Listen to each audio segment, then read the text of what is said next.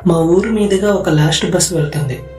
దాన్ని ఎక్కితే జాగ్రత్తగా ఉండాలి. అది రాత్రి 11:45కు వచ్చే బస్. ఎప్పుడూ ఖాళీగానే ఉంటుంది. దాన్ని దెయ్యాల బస్ అని కూడా అంటారు. ఒకరోజు ఆఫీస్ నుంచి లేట్ అయ్యి బస్ స్టాండ్కి వచ్చాను. ఆ లాస్ట్ బస్ ఎక్కాల్సి వచ్చింది. లోపల చూశాను.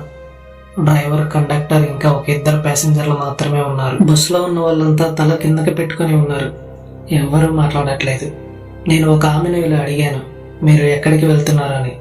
కానీ ఆమె స్పందించలేదు. బస్ అంతా పూర్తిగా నిశ్శబ్దంగా ఉంది.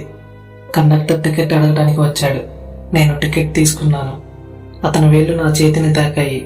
నాకు ఏదో తెలియని భయం మొదలైంది.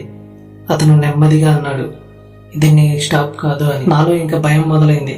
నేను వెంటనే బస్సు నుంచి దిగిపోయాను. మరుసటి రోజు ఆ బస్ గురించి అడిగితే అందరూ ఒకే మాట చెప్పారు. ఆ బస్ 3 ఏళ్ల క్రితం యాక్సిడెంట్ అయింది. అందులో ఉన్న వాళ్ళందరూ చనిపోయారు. ఇలాంటి వీడియోస్ మరిన్ని కావాలి అనుకుంటే మన ఛానల్ని వెంటనే సబ్స్క్రైబ్ చేయండి. Thank you.